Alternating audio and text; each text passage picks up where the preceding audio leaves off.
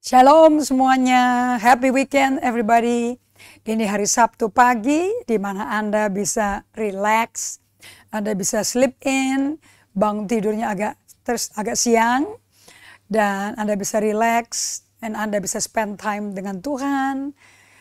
Apa yang Anda biasanya lakukan, saya nggak tahu mengenai Anda, jam 4.30, Anda bisa lakukan jam 7.30 atau 6.30, because this is your Sabbath. Untuk beberapa orang, Sabtu adalah Sabat. Untuk kami yang bekerja Sabtu Minggu, Senin Sabat kami.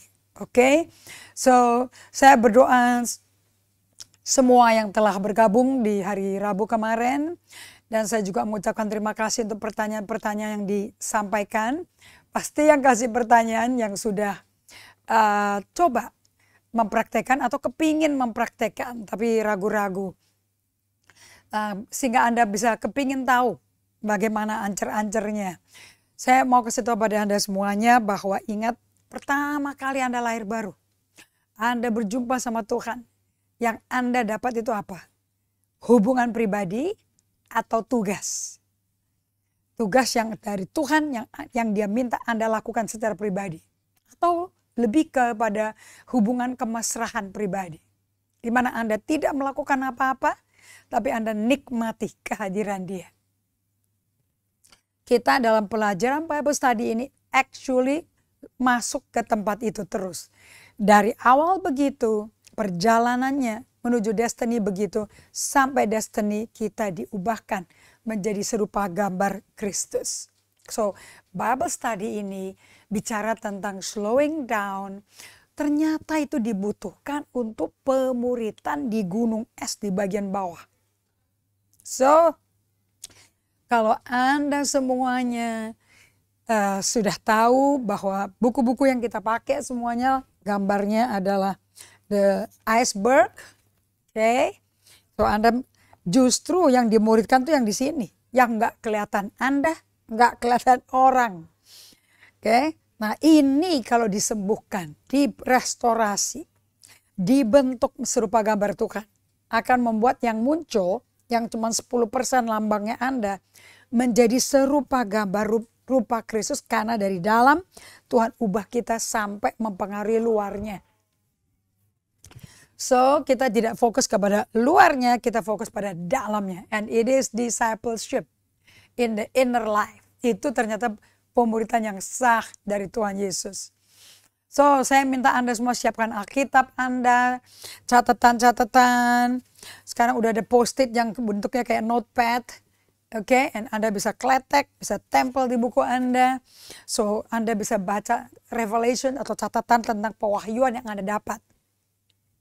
Oke, nah kita sambut teman-teman yang bertugas hari ini untuk melayani Anda seperti saya barusan lakukan, mempromosikan atau memperkenalkan atau memperingati ulang bahan-bahan yang dipakai untuk membuat kita mengerti yang namanya kehidupan kekristenan itu relationship bukan tugas, oke? Relationship bukan tes, proaktif bukan pasif, bersama Tuhan dan berada bersama Tuhan. Nah, itu semua nanti kalau Anda butuh informasi mengenai resources itu, buku-buku itu, kontak ke Life Bookstore, toko buku kami, dan Saudari Marlin akan melayani Anda semuanya. Oke, dan Anda akan memiliki buku-buku ini. Dan kalau sampai Anda belum dapat bahannya sama sekali, dan mungkin Anda butuh yang berbahasa Inggris kayak saya, semuanya in English. Nah, Anda bisa directly kontak ke Amazon, beli dari Amazon, no problem. Buku ini begitu in demand, sampai pembeliannya tidak lagi melalui toko buku gerejanya Peter Scarsero. Bahkan sudah seluruh penerbit dan juga semua toko buku se-Amerika, sampai ke Singapura, sampai ke Malaysia, Filipina, udah bisa menjadi penyalur semuanya. Apalagi gereja yang praktekan ini, itu mereka mau kerjasama. So, ambil Alkitabnya, notepadnya, karena kertas nggak pernah lupa, tapi kitanya pelupa. Sayang kalau kita lupa, kita nggak tahu, nggak berubah, nggak ada transformasi. Dari lupa adanya Tuhan, lupa mesti doa, lupa mesti ibadah, lupa mesti belajar Alkitab. Menjadi gaya hidup yang gak bisa lepas dari mengasihi Tuhan, kangen sama Tuhan, merindukan Tuhan. Sehingga Alkitabnya, kebenaran kitab sucinya, maupun buku-buku rohani yang menolong Anda tidak pernah jauh, tidak pernah terputus dari hati Anda. Mau ya seperti itu ya. Nah, kita sambut teman-teman yang kepingin punya pengalaman hidup seperti itu. Shalom semua yang sudah hadir.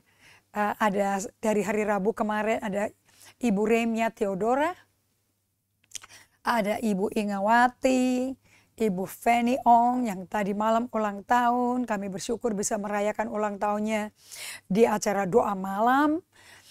Pertama kali kita di ibadah onsite. Kemudian juga dengan Ibu Wawa dan Utari, Stefan Mokodaser yang masih baru di Jakarta semuanya. Pendeta Handri dari Timika GSJA. Senang sekali bisa berjumpa dan berkenalan dengan jemaat Tuhan di Timika ini. Shalom Sandra Retnasari, kirim salam sama anak-anak dan suami dan mami ya. Saya berdoa mamimu sehat, gesit seperti biasanya. Oke, dan juga bisa belajar firman Allah. Kemudian kita mau sambut Sutejo Agustino. Boleh kasih tahu Pak Sutejo dari kota mana? Oke, kami mau nyambut Anda di kota-kota masing-masing. Dan juga saudara spesial kita Taufik Talib. Apa kabar Taufik? Oke, dan Pak Handri Albert Pangayo, ini dari Timika. Ibu Mary Galwanta, istri dari Pak Harsa.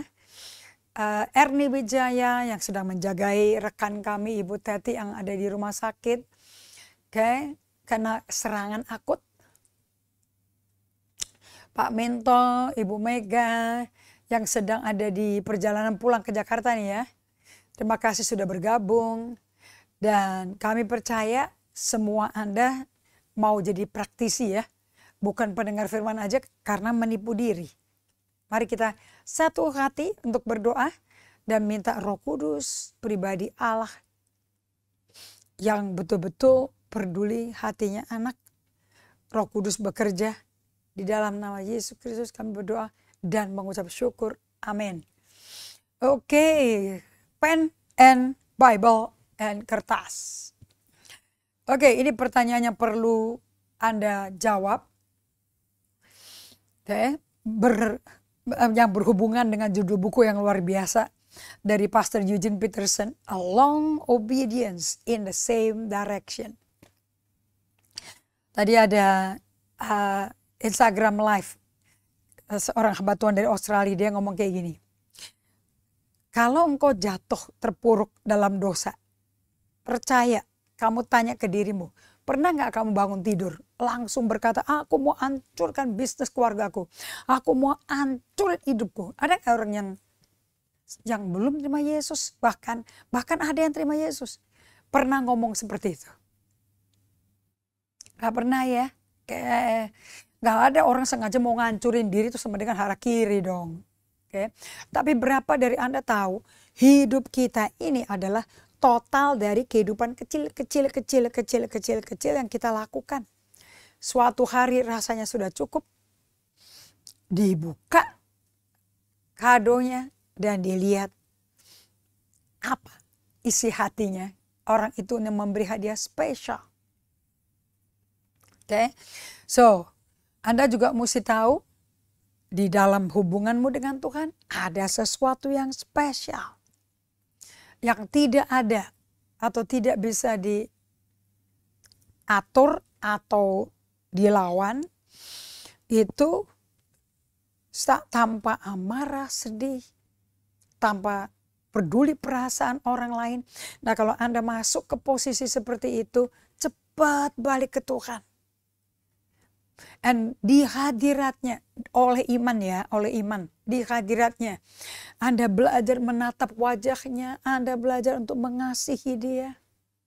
Nanti Anda akan bisa mengampuni orang yang sudah ngaku dosa. Oke, dan mengenai dia sudah bertobat apa tidak, murni itu perjalanan hidup tiap hari. Nah, dalam perjalanan hidup tiap hari itu, Yesaya 26 ayat 3 berkata seperti ini.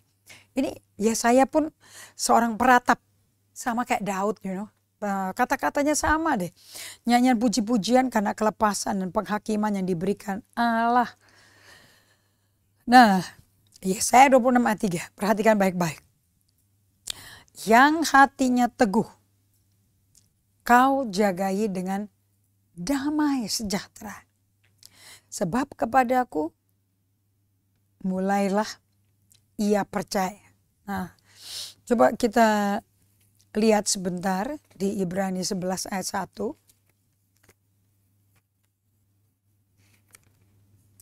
Ibrani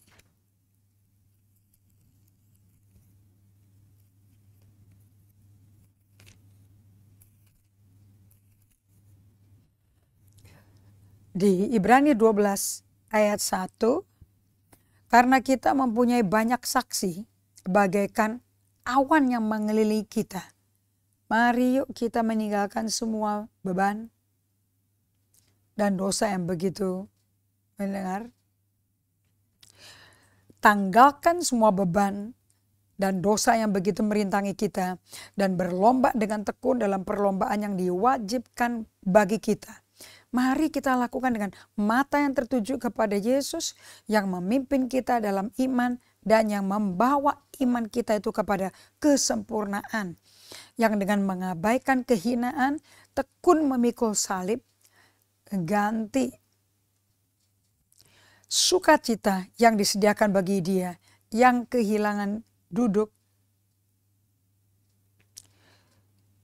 Ganti sukacita yang disediakan bagi dia yang sekarang duduk di sebelah kanan tahta Allah.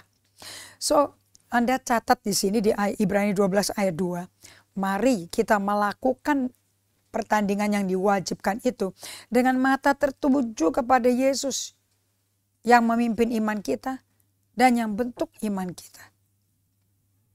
Jadi, kalau Anda baca ini dan kemudian Yesaya 26 ayat 3. Percaya kepada Tuhan selamanya. Yesaya 26 ayat 3. Yang hatinya teguh, kau jagai dengan damai sejahtera. Sebab kepadamulah ia percaya. Saya mau tanya pada Anda semuanya. Fokus melakukan apapun, pikirannya itu fokus ke Yesus. Ini kan gambar apa? Tidak ada distraksi. Berarti kalau nggak ada distraksi, adanya apa? Tenang, berpusat, kalem, serius. Oke, jadi ini cara gaya bahasa untuk mengajarkan Anda untuk bisa diam di hadapan dia. Tenang di hadapan dia. Nggak lari kiri, lari kanan. Dengar suara ini ikut. Langsung bercerita. Cek apa yang terjadi. Bersama langsung panik, terbelah-belah pikirannya. Tapi di sini dikatakan, ayo kita melakukan dengan mata yang tertuju pada Yesus yang memimpin kita dalam iman dan membawa iman kita kepada kesempurnaan. Sekarang Yesaya 26 ayat 3. Ini praktek-prakteknya bahas penulis Ibrani, Nabi Yesaya yang dianiaya berat. Gak gampang pelayanan dia. Namun di tengah seperti jemaat Ibrani, ini jemaat yang mengalami aniaya fisik, mental gara-gara iman mereka. Nabi Yesaya mengalami tekanan dan siksaan dari orang Yahudi yang tidak mau taat Tuhan. Sedih kan ya? Dan Yesaya berkata seperti ini. Yang hatinya teguh, kau jagai dengan demikian sejahtera, sebab kepadamulah dia percaya. Saya ulangi lagi ya. Yang hatinya teguh, kau jagai dengan damai sejahtera. Ini pikiran tenang, tertib, kalem. Sebab kepadamulah ia percaya. Nah, kata percaya ini sinonim dengan surrender, berserah. Jadi ini status udah tenang, jiwanya udah gak ada geriak-geriak, tenang. Karena perilakunya perilaku iman. Nah, kalau Anda baca ini, kita sekarang masuk ke pertanyaan yang saya bagikan waktu itu. Apa yang mesti kita lakukan di tengah musim kering hadirat Tuhan yang berkepanjangan? Anda tahu di negara-negara 4 musim nggak ada, sepanjang tahun didominasi sama satu musim, itu nggak ada. Tapi semua ini secara natural sudah ada waktunya. Dan bagaimana bekerja buat Tuhan. Tapi tidak bisa melakukan buat Tuhan kalau tidak cukup untuk Anda bisa memberikan yang terbaik, yaitu pikiran Anda yang tidak mengembara. Nah, jadi apa yang kita mesti lakukan nih? Ini bukan Ikabod seperti pertanyaan kemarin, tapi itu pertanyaan bagus. Ikabod adalah Allah Israel meninggalkan bangsa Israel. Ya nggak mungkin ngerasa apa-apa akan hadiratnya, orang dia ninggalin kok. Oke. Kemudian kalau musim kering itu Tuhan tuh deket sekali. Oke. Nggak jauh. Seperti Catherine Coleman mendapat pewahyuan. Ada 3 orang. Yang satu dia peluk. Yang satu dia penuh belayan belas kasihan. Yang kedua, itu dari sibuk dengan urusan sendiri menjadi mulai belajar. Mau konsentrasi ke Tuhan. Tetapi juga sibuk dengan suara internal dan eksternal yang mesti dikerjakan. Yang ketiga, tenang. Nah, yang pertama itu perlu dipeluk intim sama Tuhan. Karena masih bayi. Yang kedua, cukup ditepuk bahunya dan disampaikan afirmasinya. Yang ketiga, hanya dilewatin tapi senyum Tuhannya. Justru semakin Anda nggak mencari sensasi-sensasinya dari hadirat Tuhan, semakin enak Anda bertemu sama Tuhan dengan cara resep rahasianya. Oke. Nah, jadi kalau apa yang mesti kita lakukan di tengah musim kering hadirat Tuhan? Ingat ya, ini seperti orang yang hanya diajak senyum oleh Tuhan dari jauh. Atau sama seperti orang yang baik, balas budi. Oke. Nah, apakah orang yang kedua ini tipe yang rohaninya lebih daripada sekadar permukaan, dengan cara dia mau berada bersama Allah setiap hari. Dia bangun otot iman untuk berada bersama Tuhan setiap hari. Nah, kalau Anda cinta Tuhan, orang kedua sama ketiga, Yesus cuma tepuk bahunya, yang satu cuma senyum aja lewat. Ini karena mereka udah dekat, udah akrab sama Tuhan. Kalau yang pertama butuh dipeluk, butuh merasakan hangat, butuh merasakan merinding-merinding, butuh sensasi panca inderanya itu keluar. Juga di masa dimana Tuhan tuh nggak tahu mau di mana, diketemukannya kapan bisa bersaksi, kita nggak bisa punya pegangan sama sekali. So, tim daripada gereja yang melakukan eksperimen ini, dia nggak fokus kepada yang bayi saja, dia lebih banyak fokus kepada leadersnya yang ada di atmosfer di mana Tuhan ada, dekat sekali. Ini di Mazmur 34 ayat 7-8. Bagi orang yang takut akan Tuhan, Tuhan tuh dekat sekali, bahkan pedangnya seperti pedang bermata api memagari kita semua. So, saya mau kita bertumbuh ya, dari yang merasa di dekapannya hangat, itu masih baby. Kalau cuma dielus kalau ketemu, itu Anda sudah mulai remaja. Kalau Anda sampai tidak rasa elusan apa-apa, tapi Anda konstan mencari Tuhan, nah, itu tipe orang yang hatinya teguh, kau jagai dengan damai sejahtera. Kalau bahasa Inggrisnya bicara tentang, mana ya, Yesaya 26.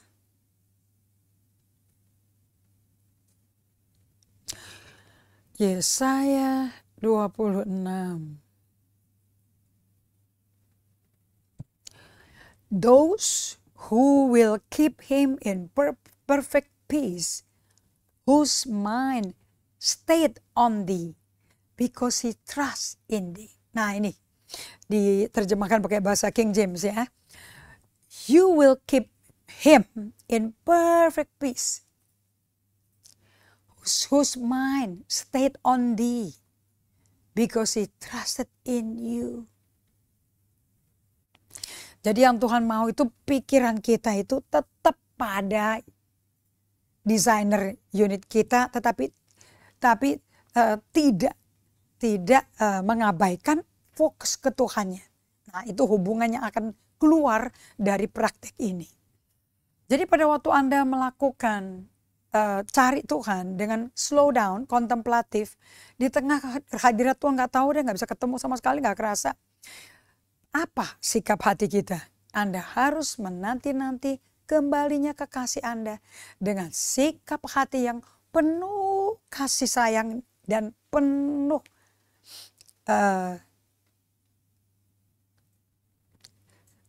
dengan passion, penuh dengan kerinduan. Jadi Anda tuh walaupun nggak kerasa apa-apa dan nggak tahu Allahnya di mana, nggak kerasa, itu karena dia bersembunyi ya. Bukannya dia meninggalkan kita loh, dia bersembunyi. Itu kita harus memakai sikap menanti Tuhan dengan memandang dia tetap dari hati yang merindukan, mengasihi, dan penuh kesabaran. Aku mau tunggu engkau, pasti engkau akan datang. In patient love and self-denial dan humiliation. Oke? Nah, sekalipun Tuhan Allah itu menyembunyikan dirinya, tetap kitanya konstan, setia, mencari dia, menanti dia, dan percaya dia ada di hadapan kita. Di sini sensasi perasaan udah gak main, ini faith yang main. Kembali apapun, kalau Anda mau hidup berkenan pada Tuhan, Ibrani 11 ayat 6, Anda harus percaya Allah itu ada. Dan Anda mesti berbalik hatinya pada Allah dan sungguh-sungguh, kalau bahasa Inggrisnya diligent, rajin banget nyari Tuhan, maka kau akan terima upah. Jadi semua praktek ini day by day mengalami kedalaman Yesus yang lebih dalam, itu semuanya adalah praktek disiplin, justru bukan saja di otak kita, pikiran kita, tapi di dalam batin kita. Untuk selalu fokus ke dalam, bukan fokus keluar. Karena Yesusnya ada di dalam batin kita. Prayer itu inward, bukan outward. Dengan pikiran ini dipusatkan. Pikiran yang Yesaya 26 ayat 3 ya. King James atau ESV atau The Passion Translation. Okay. You keep him in perfect peace whose mind is stayed on you. Nah, centering prayer, doa yang berpusatkan pada Yesus, itu whose mind stayed on Jesus. Walaupun nggak kerasa, di mana sih ini yang katanya mau bangun hubungan sama aku, kok aku nggak kerasa apa-apa. Karena kan orang benar hidup bukan karena berdasarkan feeling, tapi berdasarkan iman. 2 Korintus 5:7. Orang benar hidup karena percaya, bukan melihat, bukan karena sense panca indera. Oke. Nah, di sana di hadirat Tuhan kita ngomong sama Tuhan, curahkan, keluarkan kasih-Mu, dan kita juga ngomong, curahkan kasihnya kita. Jadi waktu dia kayak bersembunyi, itu bagian porsinya kita mencurahkan kasihnya kita pada Tuhan dengan penuh gairah. Namun tenang, ini yang tadi saya kutip nanti ya dari Father Keating, Thomas Keating, salah satu sudah almarhum dan salah satu pengajar tentang contemplative prayer, tentang centering prayer yang luar biasa. Dia bilang waktu kita menanti Tuhan, kita nggak boleh berupaya, kita nggak boleh tegang, kita nggak boleh kayak lagi berusaha mau mengatur, nggak boleh. Kamu mesti tenang, damai, sambil mengungkapkan isi hati cintamu pada Tuhan. Tapi mesti tenang, mesti damai, nggak boleh tegang. Okay. And berikan waktu Anda sepenuhnya dengan Tuhan, supaya Anda bisa berada dengan Tuhan dalam penyembahan dan berdiam yang penuh ketenangan. Ini posisi relax, tidak kerja keras, tidak lagi upaya. Jadi nggak boleh tergesa-gesa gitu, nggak boleh. Supaya your mind stayed on Him because you trust in Him. Oke. Nah, Ini sikap berdiam seperti ini, menanti-nantikan Tuhan dengan tenang seperti ini. Gak bisa ngotot, gak bisa tegang-tegang, gak bisa kayak upah, gak bisa. Tidak boleh ada rasa tergesa-gesa dalam hati. Kalau tergesa-gesa ya ulang lagi aja, tarik napas lagi, breath prayer. Lakukan ini 2-3 menit. Kembali lagi ke ayat yang bikin Anda merasakan, mengalami hadirat Tuhan. Kalau nggak kerasa apa-apa, stay tetap di situ, pikirannya tetap stay on Jesus. Oke, maka Anda tuh sedang mendemonstrasikan kepada Tuhan. Lagi ngeliatin ke Tuhan Allah kita. Bahwa hanya Tuhan sendirilah satu-satunya pribadi yang Anda cari. Tidak ada yang lain, tidak ada yang mengambil posisinya Tuhan dari hati Anda. 100% dia segala-galanya. Memang serius memaknakan Tuhan itu segala-galanya. Nah sekarang lihat Yesaya 26 ayat 4-nya. Yang hatinya teguh, kau jagai dengan damai sejahtera, sebab kepadamu lah dia percaya, dia berserah, itu ayat 3. Percayalah kepada Tuhan selama-lamanya. Ini kalau bacanya pakai otak, pakai intelek, nggak ngerti loh. Tapi kalau Anda lakukan contemplative prayer, slowing down, pasti Anda ngalami ini. Nah, namanya surrender. Percaya itu surrender. To trust itu surrender. Kita punya seluruh being kita. Percaya kepada Tuhan selama-lamanya. Sebab Tuhan Allah adalah gunung batu yang kekal. Dia batu yang kekal. Anda bisa cari dia, bersandar pada dia. Dia nggak goyah. Dia tidak pernah tinggalkan kita atau biarkan kita. Oke, lah sekarang kita lihat ke ayat yang 7-8.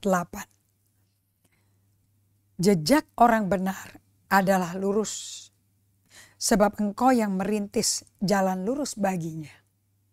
Nah, kita nggak bisa membuat langkah jejak seperti ini kayak orang yang lurus. Ini orang berintegritas, luar dalamnya sama. Kalau kita nggak pernah praktek ayat 3-nya. Sekarang lihat ayat 8-nya. Ya Tuhan, kami juga menanti-nantikan Engkau. Semua yang hidup rohaninya bertumbuh dewasa pasti kontemplatif. Kontemplatif itu nanti-nantikan untuk bisa berada bersama Tuhan. Itu being in relationship with God. Kalau dibuat lirik lagu enak, gampang nyanyinya.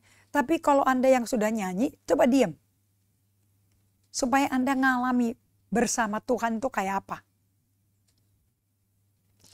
Oke, ya Tuhan, ayat 8. Kami juga menanti-nantikan saatnya Engkau menjalankan penghakiman. Jadi kita yang kepinginnya kita dianiaya, disakiti, difitnah, dicaci maki. Tuhan berkata, orang yang di tengah-tengah ancaman, kepahitan, kepingin situasinya berubah.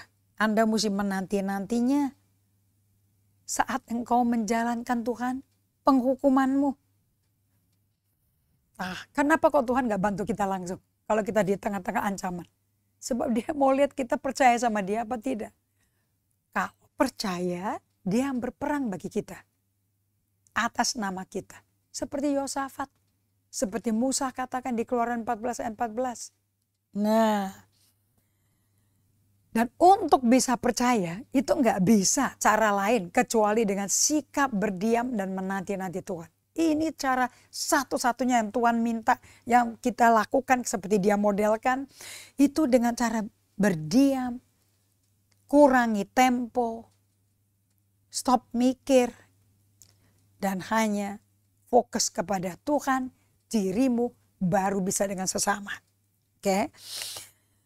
Kesukaan kami menyebut namamu dan mengingat engkau. Jadi Anda lihat di sini, orang yang kontemplatif bisa punya hubungan yang hidup karena kesukaannya apa? Menyebut nama Yesus, mengingat pribadinya. Dengan segenap jiwa, ayat 9, aku merindukan engkau pada waktu malam. Juga dengan sepenuh hati aku mencari engkau pada waktu pagi. Aku sepenuh hati mencari Engkau. Nah, saya tuh belajar. Kalau orang yang susah tidur, terus tidurnya di atas jam 10, mungkin jam 1:30, 2, terus nonton film. Karena tidak ada deep sleep-nya. Dia waktu bangun pagi, itu rasanya seperti masih di kemarin. Karena memorinya nggak dibersihin. Tapi kalau Anda setelah nonton film, Anda melakukan doa komplain, atau doa penutupan untuk malam hari itu di akhir hari, dan Anda terima kasih sama Tuhan. Kalau Anda lakukan itu jam 10 malam kemudian Anda tidur, besok paginya bersih, semua hormonnya bersih, nggak membawa kejadian-kejadian kemarin malam. Sehingga Anda bisa pagi hari bangun dengan pikiran stayed on the Lord, stayed on thee. Nah, hati Anda bisa ketarik terus kepada Tuhan. Ya Tuhan, kami juga menanti-nantikan saatnya Engkau menjalankan penghakiman. Nah, orang yang seperti ini sudah rileks, tinggal udah tahu pasti Tuhan akan lakukan. Nah, ini kalau nggak ada kontemplatif slowing down nggak bisa. Ini tiap hari prakteknya nggak satu hari langsung ngerti loh. Ini bisa minimum mulai kerasa 6 bulan. Akan ada transformasi 5-6 tahun kemudian. Nah, dengan segenap jiwa aku merindukan Engkau pada waktu malam. Tuh, tidurnya waktu malam kangen sama Tuhan. Pagi harinya dengan sepenuh hati aku mencari Engkau pada waktu pagi hari. Jadi pagi hari kalau Anda udah latih anak-anak Anda seperti ini, mereka dikirim ke universitas, pindah rumah, mesti cari tempat tinggal lebih dekat, apapun lah, tidak menyesal. Kalau Anda bangun dengan Anda memodelkan kepada anak-anak, mereka nonton bagaimana Anda lakukan, tidak mungkin akan meninggalkan kita dan memakai hati dan pikiran yang tidak lagi terdistraksi dengan suara luar, suara dalam. Ini kan udah dipantek ya, ayat 3 ya. Pikirannya stayed on di, udah terpantek, udah centering, udah bener.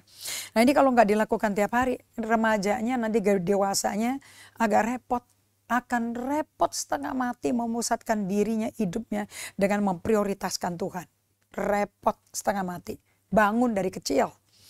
Oke, sebab apabila Engkau datang menghakimi bumi, maka penduduk dunia akan belajar apa yang benar. Tapi nanti waktu penghakiman kehancurkan bumi, seandainya orang fasik dikasihani, ia tidak akan belajar apa yang benar. Ia akan berbuat curang di negeri di mana hukum berlaku dan tidak akan melihat kemuliaan Tuhan. So, tidak ada satupun yang diajarin ini yang tidak dihidupi oleh Nabi Yesaya, Yeremia, Yeskiel, semuanya pelaku kontemplatif. Semuanya. Allah bisa berfirman, nggak berarti besok digenapi loh. Melalui proses dulu. Yang diproses yang membawa firman itu dulu. Isn't it amazing? Sabar sekali ya Tuhan ya. Dia mau make sure semuanya teratur. Nggak berantakan. Nah, kembali ke slide. Inilah pernyataan Anda ya. Dengan tindakan, dengan action. Yang nanti anak-anak Anda juga nonton. Jadi kalau anak Anda nggak nonton Anda kontemplatif, bagaimana mereka mau hidupin kontemplatif? Nggak mungkin sama sekali. Lihat ke Yesaya 59.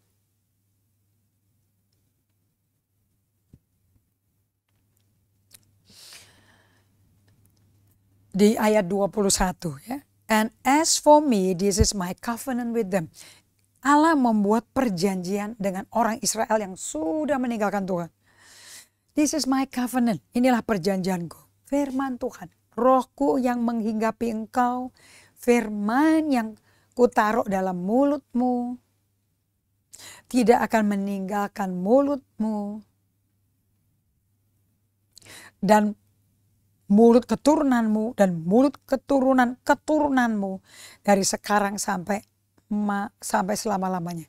Ini tercatat di Alkitab, berarti sudah terjadi, sudah diselesaikan dan bisa dialami. Oke. So doa kontemplatif membuat Anda bisa berdiam diri di hadapan Tuhan untuk sampai Roh Kudus menghinggapi Anda, sampai masuk ke dalam batinmu yang paling dalam, keluar dari hati yang mencintai Tuhan, aliran-aliran air hidup, sehingga mulut kita penuh dengan firman. Nah, dengan Anda menanti Tuhan konstan, walaupun gak kerasa kehadirannya, justru pribadi yang akan melengkapi kita malah susah untuk diketemukan. Anda menanti dengan konstan di hadapan Tuhan, walaupun susah. Anda lagi bertumbuh dewasa rohani. Anda lagi mengalami pemuritan. Nah, ini pernyataan paling keras nih dari Anda. Waktu Anda mendemonstrasikan bahwa dengan menantikan Tuhan dengan konstan dan berdiam dan tinggal tenang ini, bukan demi kepentingan kita, tetapi terima karunia berada dalam hadiratnya yang membuat Anda mengasihi Tuhan.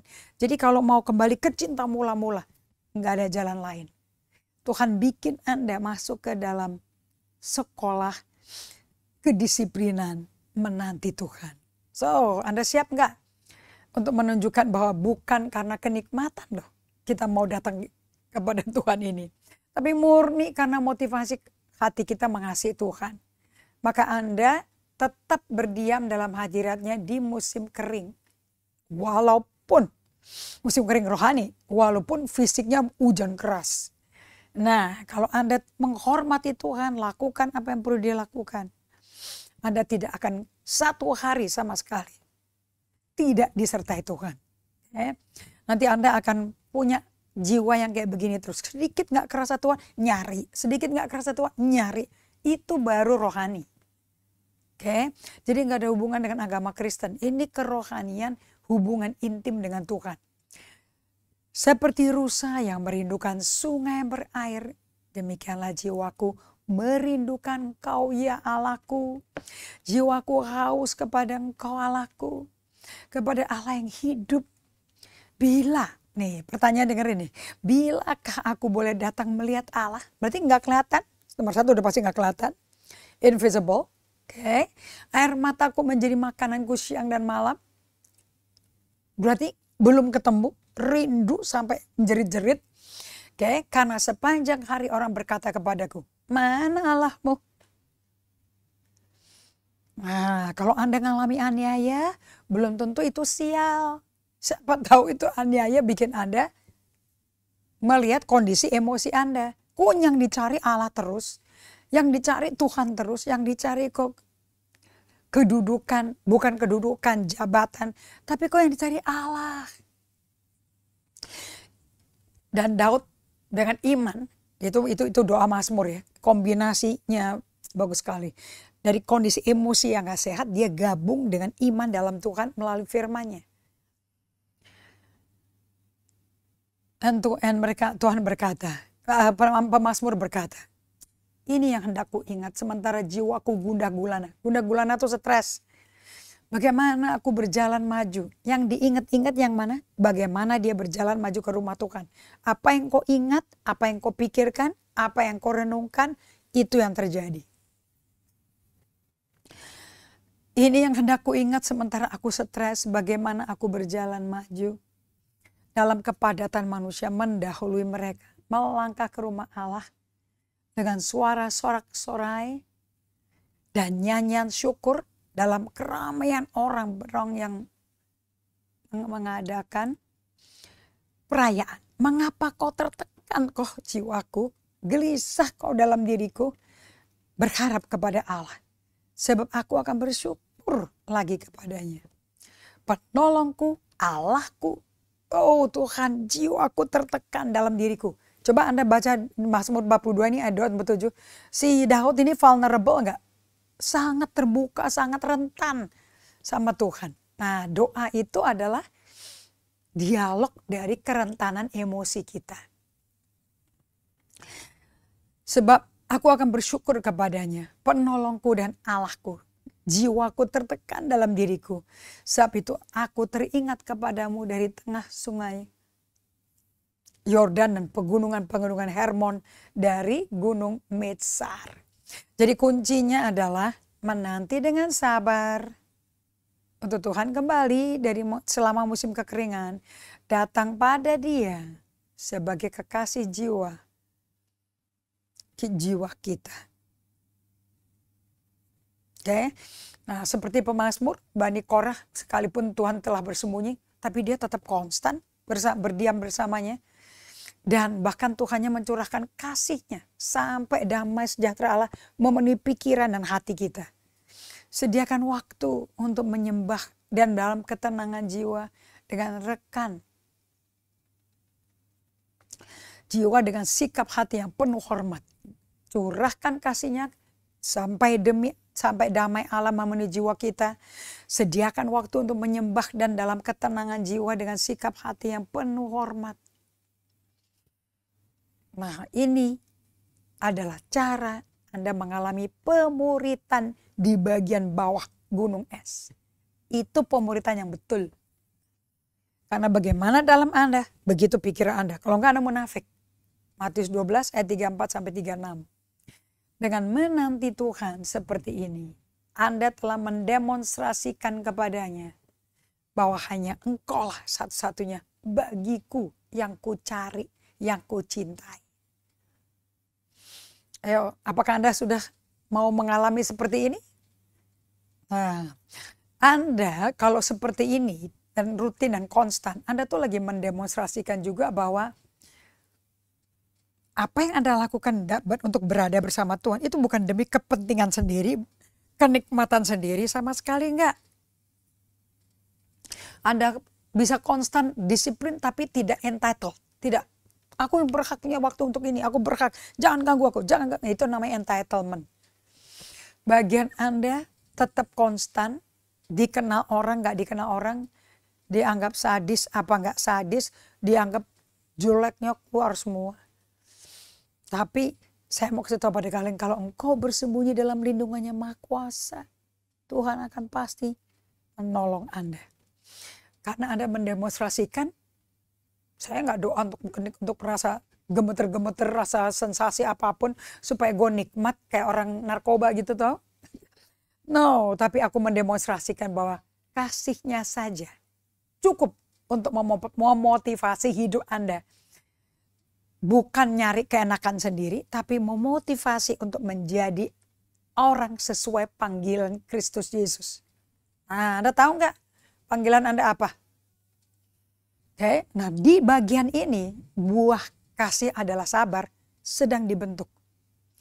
Do not be impatient in times of dryness and darkness. Allow the removal and delay of the consolation of God. Consolation itu bagian dari doa Mazmur. Oke, Saint Augustine mengajarkan kalau kita di musim kering ini, Anda akan mengalami yang namanya consolation, artinya gembira akan hadirat Tuhan. Tapi kemudian Anda akan dibawa ke tempat yang namanya desolation. Dan kalau Anda lewati desolation seperti Anda lagi lewati yang pada di zaman consolation, Anda akan mengalami transformasi yang luar biasa. Jangan tidak dilakukan. Nah, kalau Walter Brueggemann, dia mengajarkan sebelum kita hatinya datang kepada pemazmur, kita mesti lihat ada 3 bagian dari buku Mazmur. Bukunya ada 5 ya, Mazmur. Ada 3 bagian itu. 1 itu bagian mengenai orientasi, di mana kita senang masuk ke keluarga Tuhan, masuk ke gereja. Kemudian yang B, Anda disakiti. Dengan itu berarti Anda melalui proses disorientasi. Oke. Nah, terdirinya cara kerjanya kayak gini. Selama Anda mencari Tuhan dan musim kering, Anda ngalami orientasi, sukacita, banyak teman. Anda ngalami sukacita di jiwa, di pikiran Anda, memorinya bersihkan. Nah, kemudian Anda masuk kepada perkenalan satu sama lain. Dan kemudian Anda waktu berkenalan, di situ Anda akan membawa orientation yang luar biasa dengan membawa hadirat Tuhan kalau Anda lakukan kontemplatif ini. Dan dari orientation Anda masuk ke disorientation. Itu masa di mana Anda di desolate, betul-betul kering, tidak ada apapun yang bisa memuaskan Anda. Nah, sampai akhirnya Anda mengalami surprisingly reoriented, bersama-sama dengan Tuhan, berkumpul sama anak-anak Tuhan. Anda kalau udah kayak begini levelnya, berkumpul doa bersama enak. Okay? Anda masuk ke orientation, disorientation, Tuhannya seperti nggak ada, nggak bisa diketemuin. Kemudian Tuhan akan bawa Anda ke new orientation. Seperti Yakub menjadi Israel. Itu dari penipu menjadi pangeran Kristus, pangeran Allah. Yang dikatakan di tempat penial itu, oh Tuhan itu menampakkan wajahnya padaku dan aku tidak mengerti apa-apa sama sekali. Tetapi Tuhan memilih untuk mengampuni kita. Nah, tindakan tenang, kalem ini karena biasa berjalan dalam desolation, consolation, desolation, consolation. Selama di bagian ini jangan nggak sabar ya, terutama di bagian kekeringan dan kegelapan. Izinkan penyingkiran-penyingkiran, delay-delay itu sebagai penghiburan. Consolation itu penghiburan dari Allah. Mendekat kepada Dia, draw near to Him in your heart, selalu di hati kita. And wait upon Him. Percayalah untuk berdosa, untuk menanti Tuhan dengan baik. Dengan Anda berdosa, akibatnya Anda datang ke Tuhan, it's okay dong. Supaya hidup Anda dapat diperbaharui dan ditingkatkan. Tuhan, aku minta tanda-tanda ajaib terjadi di mana dari gak suka, dari ikutin dunia distraksi menjadi dunia yang tenang, kalem. Buat setiap pribadi yang kepingin mendapat rumusnya bagaimana, Anda perlu tulis di email dan Anda bisa tulis bagaimana Anda rindu, kepingin mengutarakan kasih Kristus tapi kaku dan mengharapkan hanya Tuhan yang bisa ngomong, aku mengasihi engkau. Tapi begitu Anda terbuka, biasa ototnya bergerak dengan Tuhan. Nah, pada waktu Anda bisa datang seperti itu, Anda akan terbentuk di dalam batin Anda kesabaran, ketenangan. Nah, ini produksi dari Tuhan yang bikin. Bukan kita yang bikin. Bukan kita ngalah, tahan-tahan diri, enggak. 100% Tuhan yang bikin. Okay? So, Apokripa, dia menulis kayak begini. Don't be impatient in time of dryness and darkness. Kecenderungan kepingin cepat, gedenya luar biasa. Nah, pada waktu you are patient, not impatient, di dalam musim keguguran ini dan kegelapan, saya suka kata allow. Izinkan, disingkir-singkirkan, dibersih-bersihkan, dan di-delay dengan penghiburan dari Tuhan. Terus mendekatlah kepada Tuhan, nantikan Dia dengan sabar, supaya hidup Anda dapat bertambah dan dapat diperbaharui. Oke, jadi satu, Anda mesti patient sama dirimu, patient untuk menantikan Tuhan kembali, patient dengan semua orang yang tidak tahu jawabannya dan juga bingung. Izinkan mereka proses kebingungannya dulu, baru bisa kita ajak ngomong. Oke, so kita udah belajar kemarin, ada pertanyaan dari saya. Bagaimana jika Tuhan memanggil Anda untuk menghabiskan seluruh atau sepanjang masa hidup Anda untuk menanti kedatangannya sampai Dia kembali sampai Tuhan balik kepada kita. Apa sih yang akan dilakukan? Nah ini, kalau sahabat jangka panjang, berdiam jangka panjang, Anda mesti lakukan 4 step ini dan nanti ada prakteknya. Mari datang ke hadapannya dengan tenang. Dengan penuh damai sejahtera. Memanggil kembali pikiran kita ke musim saat ini. Walaupun hadiratnya gak kerasa dan tidak di mana-mana, bahkan Tuhan itu menyingkir, event itu menyingkir. Tetap, kenapa sih kita disuruh tetap mencari wajahnya Dia walaupun Dia gak butuh lagi yang lain-lain, gak terganggu lagi. Tapi kenapa aku mesti pindah ke kamarku sendiri? Waktu dia berkumpul dengan teman-temannya di biara dan biarawatinya, di situ dia mendengar bahwa cara engkau dengan tenang dan dengan damai sejahtera, whose greatest thy peace kan, whose mind stayed on thee, Yesaya 26 ayat 3. Kita mikirin kembali, ternyata seluruh isi firman-Nya adalah the presence of God. Tentang the presence of God. Seluruh buku ini isinya mengenai hadirat Allah. Karena Tuhan janji dan bersumpah dengan namanya sendiri, dia tidak akan tinggalkan kita, biarkan kita. Ya sudah, kita punya langkah iman menantikan Tuhan. Wait upon Him in spirit and truth, in spirit of humility, in the spirit, Holy Spirit, the spirit that is in a man. That is abandonment. Kita lantarkan diri kita, jangan diutik-utik lagi manusia lama kita.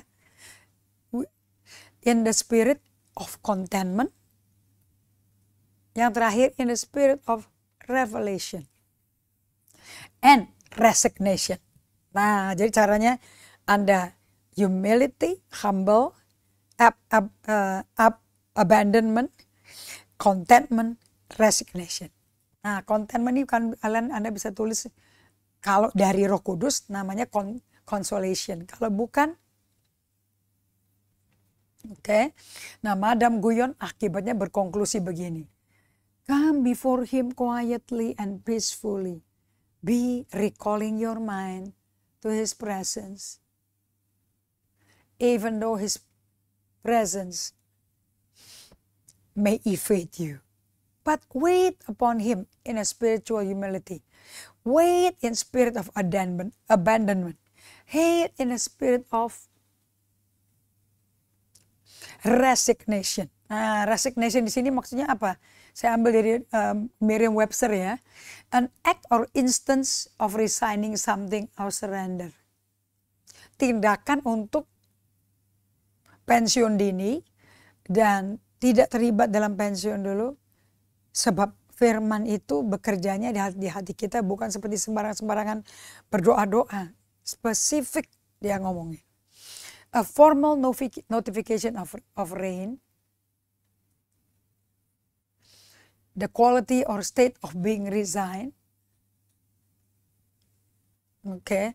Jadi mesti disediakan kalau ada yang sampai mengalami spektrum ini hidupnya, untuk Anda bersandar, berserah, saya percaya Anda bisa. Tergantung yang punya, yang bisa mimpin siapa. Nah, the quality or state of being resigned, submissive. Nah, kalau Anda lakukan ketiga roh ini, Anda masuk ke dalam situasi di mana kekayaan Anda, apa yang memenuhi diri Anda? Kekayaan kesabaran, kekayaan kasih, apa yang meluap dari batin Anda, itu buahnya. Dan Yesus mau kita tahu bahwa Allah menabur benih ke dunia. Dan postur terpenting atau sikap terpenting adalah postur beri perhatian. Attentive listening. Hendaknya ia mendengar. Nah, ini yang saya mau Anda praktekkan setiap hari. Kerasa dia hadir apa enggak? Setiap hari Anda praktekkan. Karena Yesus mau Anda tahu bahwa Allah itu menabur benih ke dunia. Dengan sikap hati yang terpenting adalah postur beri perhatian. Attentive listening. Nah, ini ayatnya coba kita lihat sebentar ya. Lukas pasal 8. Bukankah firman melengkapi firman? Lukas 8 di ayat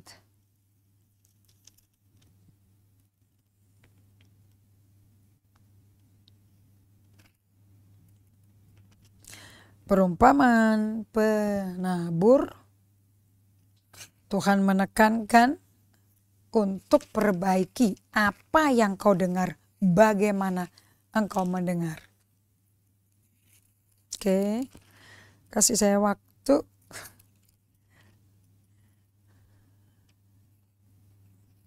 Berbuah, oke. Di Lukas pasal 18 kali. Coba kita lihat. Ada 4 tanah yang bagus, jenis 4 orang yang bisa akan menerima pengalaman betul-betul untuk mengalami Tuhan.